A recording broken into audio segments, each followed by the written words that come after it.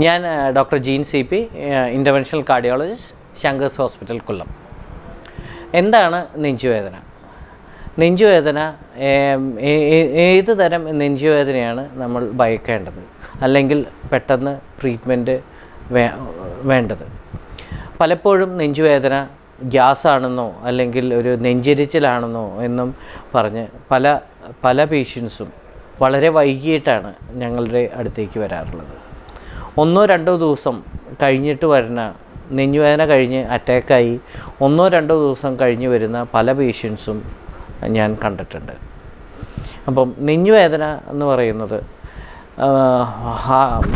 നെഞ്ചത്തിൻ്റെ നടുഭാഗത്ത് sternum, അതായത് ഇവിടുത്തെ എല്ല്, ആ എല്ലിൻ്റെ താഴത്തായിട്ട് തോന്നുന്ന ഒരു ഭാരം പോലെയുള്ള ഒരു വേദനേനെയാണ് നമ്മൾ നെഞ്ചുവേദന എന്ന് പറയുന്നത്. അതുപോലെ തന്നെ ആ വേദന വരുന്ന സമയത്ത് ഇടത്ത് കൈയിലെ ഈ ഭാഗത്തേക്ക് വേദന വരികയും വളരെ കുറച്ച് ശതമാനം പേർക്ക് അത് റൈറ്റ് സൈഡിലേക്കും വേദന തോന്നുകയും ചെയ്യാം. അതുപോലെ തന്നെ നമ്മുടെ താടിയെല്ലിൻ്റെ ഈ ഭാഗത്തേക്ക് വേദന വരിക, പല്ലുമ്മ വേദന വരിക, അല്ലെങ്കിൽ പിന്നിലേക്ക് ഈ വേദനയോടൊപ്പം തന്നെ പിന്നിലേക്ക് വേദന വരിക. ഏറ്റവും ശ്രദ്ധിക്കാനുള്ള കാര്യം, നമുക്ക് ഈ വേദന വരുന്നത് പലപ്പോഴും ഭാരമായിട്ടാണ് തോന്നുന്നത്. എന്തോ ഒരു 5-10 കിലോ നമ്മൾ നെഞ്ചത്ത് കയറ്റി വെച്ച പോലെ തോന്നും. ഇങ്ങനത്തെ എന്തെങ്കിലും വരുവാണെങ്കിൽ അമാദിക്കാതെ എത്രയും പെട്ടെന്ന് അടുത്തുള്ള ഒരു ഹോസ്പിറ്റലിൽ പോയി ഒരു ECG മിനിമം എടുത്ത് ഡോക്ടറെ കാണിച്ച് ഡോക്ടർ പറയുന്ന പോലെ മുന്നോട്ട് ചെയ്യുകയാണ് വേണ്ടത്. സാധാരണ ഒരു നെഞ്ചുവേദന നമ്മൾ വന്നു കഴിഞ്ഞാൽ ചെയ്യുന്നത് എന്നാന്ന് വെച്ച് കഴിഞ്ഞാൽ ECG കാണുന്നു, പേഷ്യൻ്റെ വൈറ്റൽസ് കാര്യങ്ങളൊക്കെ നോക്കുന്നു. അങ്ങനെ നോക്കി ECGയിൽ വ്യത്യാസമുണ്ടെങ്കിൽ അപ്പോൾ തന്നെ അതിനുള്ള ട്രീറ്റ്മെൻറ്റ് തുടങ്ങുന്നു. ഇതിന് ECGയിൽ പലപ്പോഴും ആദ്യത്തെ ECGയിലോ അല്ലെങ്കിൽ 1 മണിക്കൂറോ 2 മണിക്കൂറോ കഴിഞ്ഞിട്ടുള്ള ECGയിൽ പോലും പല വ്യത്യാസങ്ങളും ECGയിൽ അപ്പം തന്നെ കാണണമെന്നില്ല. അപ്പോൾ അതുകൊണ്ട് നമ്മുടെ അമേരിക്കൻ കാർഡിയക് അസോസിയേഷൻ്റെ ഗൈഡ് ലൈനിൽ നെഞ്ചുവേദന വന്ന് കാർഡിയക് ടൈപ്പ് ഓഫ് നെഞ്ചുവേദനയാണെങ്കിൽ അത് മിനിമം 24 hour ഒബ്സർവേഷൻ ചെയ്തിട്ട് വേണം പേഷ്യൻറ്റിനെ ഡിസ്ചാർജ് ചെയ്യാമെന്നാണ് ഞങ്ങൾക്ക് തന്നിട്ടുള്ള ഗൈഡ് ലൈൻസ്. പിന്നെ ഷുഗറുള്ള പേഷ്യൻസ്, പ്രായം കൂടുതലുള്ള പേഷ്യൻസ്, അല്ലെങ്കിൽ വേറെ എന്തെങ്കിലും അസുഖങ്ങൾ കൂടുതൽ, ഈ ലങ്സിൻ്റെ പ്രോബ്ലം, അങ്ങനെയുള്ള പേഷ്യൻസിനൊക്കെ പക്കാ നെഞ്ചുവേദനയായിട്ട് ചിലപ്പോൾ ഞാൻ മുമ്പ് പറഞ്ഞ വേദനയായിട്ട് തോന്നണമെന്നില്ല. അവർക്കൊരു അകാരണമായ ഒരു ക്ഷീണം, അല്ലെങ്കിൽ അകാരണമായ ഒരു നടക്കുമ്പോൾ ഉള്ള കിതപ്പ്, പെട്ടെന്നുണ്ടായത്, അതായത് ഒരു കാരണവും ഇല്ലാണ്ട് പെട്ടെന്നുണ്ടായ ഒരു ക്ഷീണം വരൽ, നടക്കുമ്പോൾ കിതപ്പ്, ശ്വാസം മുട്ടുക, മുമ്പ്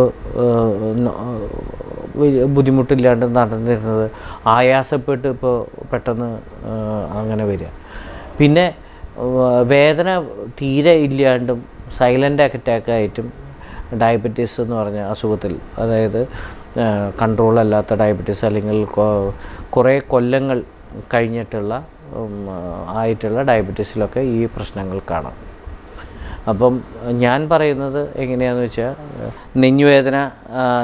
നെഞ്ചുവേദനയോ അല്ലെങ്കിൽ പെട്ടെന്നുള്ള അകാരണമായ ഒരു കിതപ്പോ അല്ലെങ്കിൽ ക്ഷീണം, ഭയങ്കരമായി വിയർക്കുക, ഒരു കാരണമില്ലാണ്ട് വിയർക്കുക, അങ്ങനെ എന്തെങ്കിലും ഒരു സിംറ്റം ഉണ്ടെങ്കിൽ നിങ്ങൾ എത്രയും പെട്ടെന്ന് നാളെ നോക്കാം, മറ്റന്നാൾ നോക്കാം, എന്തെങ്കിലും ബുദ്ധിമുട്ട് വരുവാണെങ്കിൽ നോക്കാം, അങ്ങനെ ഒരു ഇതില്ലാണ്ട് നമ്മൾ അടുത്തുള്ള ഒരു ECGയിൽ, ഏറ്റവും അടുത്തുള്ളൊരു ആശുപത്രിയിൽ പോയി ഒരു ECG എടുത്ത് ആ ഡോക്ടറെ കണ്ട് കുഴപ്പമില്ല എന്ന് ഉറപ്പാക്കിയതിന് ശേഷമേ തിരിച്ചു വരാവൂ.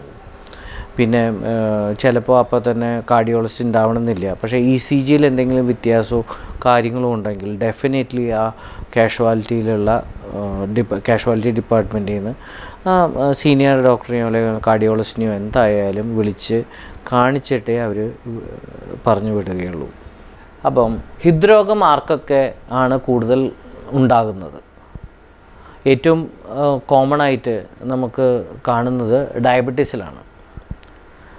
ആൺപെൺ വ്യത്യാസമില്ലാതെ ഡയബറ്റീസിൽ എല്ലാവർക്കും കൂടുതലാണ്.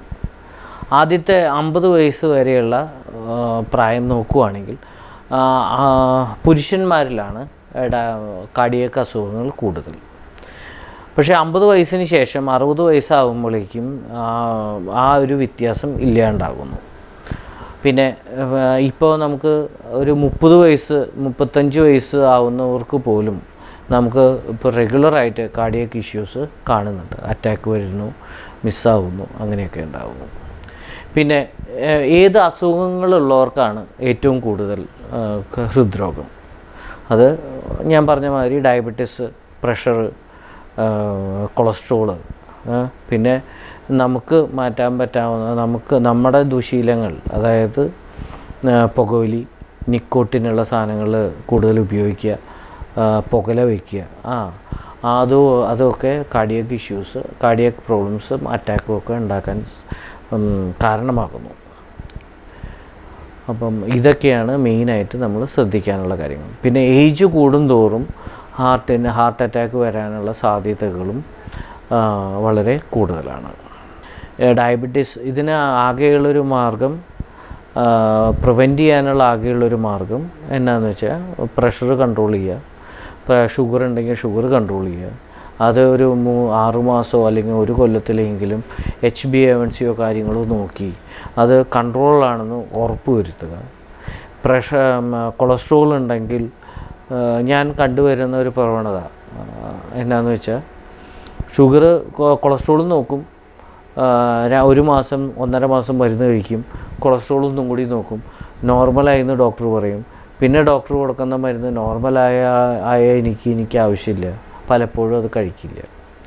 പിന്നെ ഏറ്റവും ശ്രദ്ധിക്കേണ്ട വിഭാഗം എന്താണെന്ന് വെച്ച് കഴിഞ്ഞാൽ നമ്മുടെ പാരൻസിന്, അച്ഛനോ അമ്മയ്ക്കോ അല്ലെങ്കിൽ സഹോദരങ്ങൾക്കോ ചേട്ടന്മാർ, അനിയന്മാർ, ആർക്കോ എങ്കിലും ഹാർട്ട് സംബന്ധമായ പ്രോബ്ലങ്ങൾ ഉണ്ടെങ്കിൽ, അതും 55 വയസ്സിന് താഴെ ഉള്ളവർക്ക് ഉണ്ടെങ്കിൽ, നമുക്ക് ആ ഹൃദ്രോഗം ഉണ്ടാവാനുള്ള സാധ്യതയുള്ള ജീനുകൾ നമ്മുടെ ശരീരത്തിലുണ്ട്.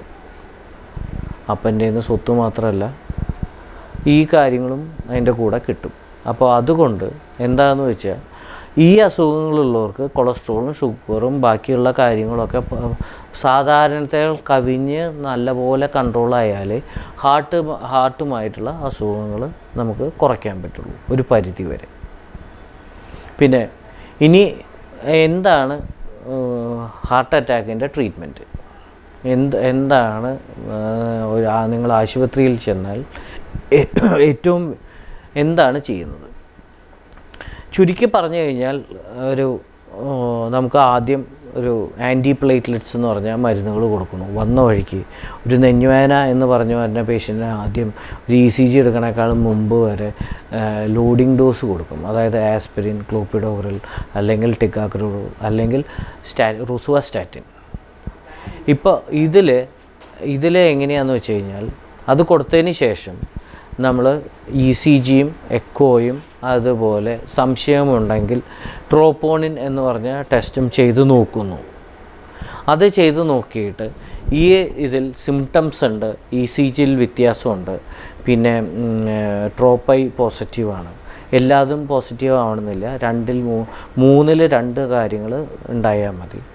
അങ്ങനെയാണെങ്കിൽ പേഷ്യൻറ്റിൻ്റെ എക്കോ കാർഡിയോഗ്രാം നോക്കി, അതായത് പമ്പിങ്ങിൻ്റെ കുറവുണ്ടോ അല്ലെങ്കിൽ ഏതെങ്കിലും ഭാഗം അനങ്ങാതിരിക്കുന്നുണ്ടോ എന്ന് നോക്കിയതിന് ശേഷം എന്ത് ചെയ്യുന്നു എന്ന് വെച്ച് കഴിഞ്ഞാൽ അതിലൊക്കെ ഹാർട്ട് അറ്റാക്ക്, ഒരു മയോകാർഡിയൽ ഇൻഫാക്ഷൻ്റെ സജഷൻസ് ഉണ്ടെങ്കിൽ നമ്മൾ എത്രയും പെട്ടെന്ന് ഒരു ആൻജിയോഗ്രാം ചെയ്യുകയാണ് ഏറ്റവും നല്ലത്.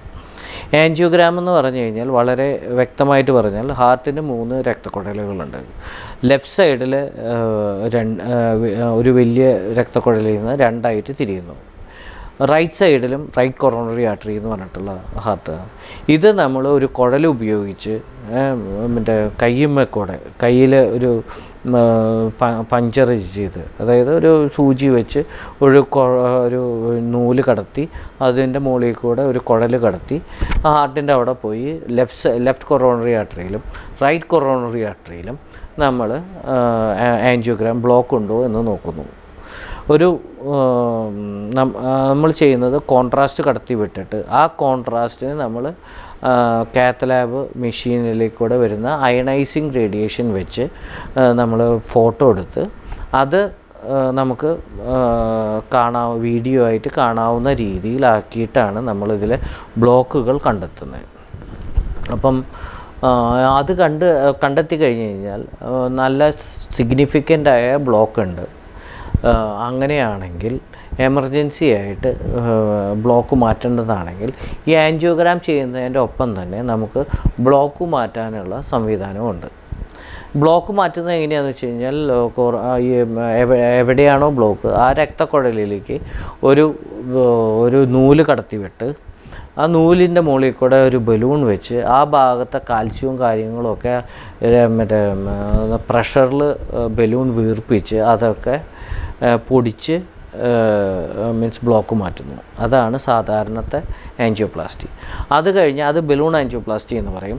പക്ഷേ ബലൂൺ ആൻജിയോപ്ലാസ്റ്റി മാത്രം ചെയ്ത് കഴിഞ്ഞ് കഴിഞ്ഞാൽ വീണ്ടും കട്ട പിടിക്കാനും അത് ബ്ലോക്ക് വീണ്ടും തിരിച്ചു വരാനുള്ള സാധ്യതയുള്ളത് കൊണ്ട് ഇപ്പോൾ നമ്മൾ ചെയ്യുന്നത് അതിൻ്റെ ബലൂണിൽ കൂടെ ഒരു സ്റ്റെൻറ്റും കൂടി കടത്തി വെച്ചിട്ട് ഒരു റിങ് മാതിരി ഹാർട്ടിൻ്റെ വെസലിൻ്റെ ഉള്ളിൽ അടയാണ്ടിരിക്കാൻ അത് അമർത്തി പിടിക്കുന്നു, മീൻസ് വിടർത്തി വയ്ക്കുന്നു. അപ്പോൾ അങ്ങനെയാകുമ്പോൾ പിന്നെ രക്തോട്ടം ഉണ്ടാവില്ല. അപ്പോൾ ഞാൻ പറഞ്ഞു വന്നത് എന്നാന്ന് വെച്ച് കഴിഞ്ഞാൽ നമ്മൾ ഈ സ്റ്റെൻറ്റ് ഇടുമ്പോൾ പല കാര്യങ്ങളും ശ്രദ്ധിക്കാനുണ്ട്. അതായത് ആസ്പിരിൻ എന്ന് പറഞ്ഞൊരു ഗുളിക, ടിഗാഗ്രലോൾ എന്ന് പറഞ്ഞ ഗുളിക, ഈ 2 ഗുളികകൾ അല്ലെങ്കിൽ ടിഗാഗ്രലോൾ അല്ലെങ്കിൽ ക്ലോപ്പിഡോഗ്രൽ എന്ന് പറഞ്ഞ ഗുളിക, ഈ 3 ഗുളികകൾ 2 എണ്ണം എന്തായാലും കഴിച്ചിരിക്കണം. അത് കഴിഞ്ഞ് കൊളസ്ട്രോളും നല്ലപോലെ കൺട്രോൾ ചെയ്യണം. അതും ഒരു അറ്റാക്ക് കഴിഞ്ഞ പേഷ്യൻറ്റിന് നല്ല സ്ട്രോങ് ഡോസായിട്ടുള്ള ഹൈ ഡോസ് സ്റ്റാറ്റിൻസ്, അതായത് ചെറിയ ഡോസല്ല ഹൈ ഡോസ് സ്റ്റാറ്റിൻസ് വേണം. പിന്നെ ചില ഗുളികകളുണ്ട്, അതായത് ഹാർട്ടിൻ്റെ പമ്പിങ്ങിനനുസരിച്ച് ഹാർട്ടിൻ്റെ പൾസ് റേറ്റ് അനുസരിച്ച് അല്ലെങ്കിൽ ഇതുകളൊക്കെ നോക്കി ക്രിയാറ്റിനിൻ നോക്കി കിഡ്നി ഫങ്ഷൻ നോക്കിയിട്ടൊക്കെ നമ്മൾ ബാക്കി ഹാർട്ടിനെ പ്രൊട്ടക്റ്റ് ചെയ്യാവുന്ന തരത്തിലുള്ള മരുന്നുകൾ, അതായത് ബീറ്റ ബ്ലോക്കേഴ്സും മറ്റേ AC ഇൻഹിബിറ്റർ അഥവാ ARB എന്ന് പറയുന്ന ഏറ്റവും കൂടുതലായി ഉപയോഗിക്കുന്നത് ഇപ്പോൾ ടെൽമിസാട്ടനാണ്. പിന്നെ ഹാർട്ട് ഫെയിലിയർ ഉള്ള പേഷ്യൻസിന് അതായത് ടെൽമിസാട്ടൻ, വൽസാട്ടൻ പോലെയുള്ള ഗുളികകളുടെ കൂടെ സക്യുബിട്രൽ എന്ന് പറഞ്ഞ ഒരു ഗുളികയും കൂടി ചേർത്ത് ഇപ്പോൾ ഹാർട്ട് ഫെയിലിയറിന് ഏറ്റവും ഫസ്റ്റ് ഇൻഡിക്കേഷനിൽ വരുന്ന 4 മരുന്നുകളിൽ ഒന്നാണ് അത്. പിന്നെ നമുക്ക് പമ്പിങ്ങിൻ്റെ ഇത് അനുസരിച്ച് ചില മരുന്നുകൾ കൊടുക്കേണ്ടി വരും. വെള്ളത്തിൻ്റെ അംശം കൂടുതലാണെങ്കിൽ മൂത്രം ഒഴിച്ച് കളയാൻ വേണ്ടി, മൂത്രം കൂടുതൽ ഒഴിച്ചു പോകാൻ വേണ്ടി, ലങ്സിൽ വെള്ളം കെട്ടാണ്ടിരിക്കാൻ വേണ്ടി നമുക്ക് മരുന്ന് കൊടുക്കേണ്ടി വരും.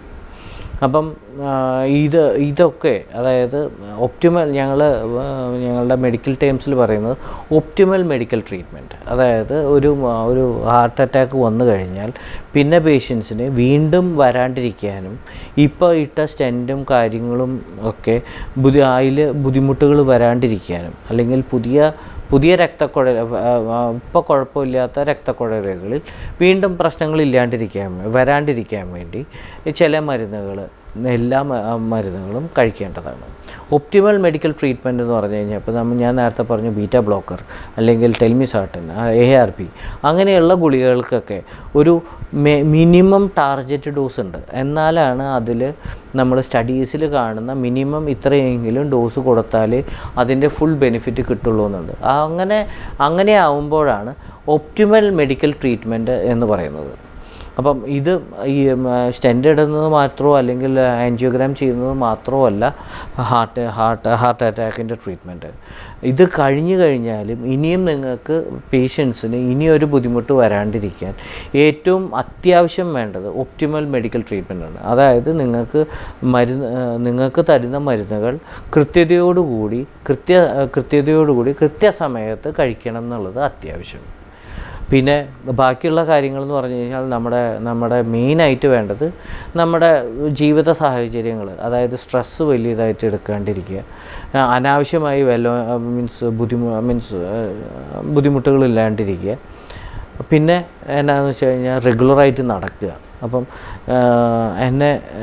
ഞാൻ പഠിക്കുന്ന സമയത്ത് ഞങ്ങൾ പ്രൊഫസർ പറയുന്നത്, നിങ്ങൾ അറ്റാക്ക് കഴിഞ്ഞ് വന്നു, ഇന്നിപ്പോൾ എങ്ങനെയാണ് നടക്കേണ്ടതെന്ന് വെച്ച് കഴിഞ്ഞാൽ എല്ലാ ദിവസവും 1 മിനിറ്റ് 2 മിനിറ്റ് കൂട്ടി നടന്നോളൂ. ഒരു സമയത്ത് അങ്ങനെ കൂട്ടി ഒരു 40-45 മിനിറ്റ് ആകുമ്പോഴേക്കും ഒരു 40 ദിവസം ആകുമ്പോഴേക്കും ഒരു 40-45 മിനിറ്റ് നടക്കാൻ പറ്റുന്ന രീതിയിൽ നടക്കണം. അപ്പോൾ അത് കഴിഞ്ഞിട്ട് പിന്നെ കയറ്റം കയറിയ കാര്യങ്ങൾ ചെയ്യുകയൊക്കെ ചെയ്യാം. നമുക്ക് റെസ്റ്റ് വേണം, പക്ഷേ അതനുസരിച്ച് തീരെ ആനങ്ങാണ്ട് ഒരു വശത്ത് കിടക്കേണ്ട ആവശ്യമൊന്നുമില്ല. അറ്റാക്ക് വന്നു കഴിഞ്ഞാൽ അത് പമ്പിങ്ങിൻ്റെ കുറവുള്ളവർക്കാണ് റെസ്റ്റ് കൂടുതൽ വേണ്ടത്. അപ്പോൾ പിന്നെ ദുശീലങ്ങൾ, അതായത് പുകവലി, മറ്റേ നിക്കോട്ടിൻ, പുകയില അടങ്ങിയ സാധനങ്ങളൊക്കെ കംപ്ലീറ്റ് സ്റ്റോപ്പ് ചെയ്യണം. ഇനി വരാണ്ടിരിക്കാൻ മരുന്നുകളുടെ പോലെ ഇങ്ങനത്തെ ആവശ്യമില്ലാത്ത സാധനങ്ങളും ഉപയോഗിക്കാണ്ടിരിക്കണം. അതാണ് അതിൻ്റെ മെയിൻ കാര്യങ്ങൾ.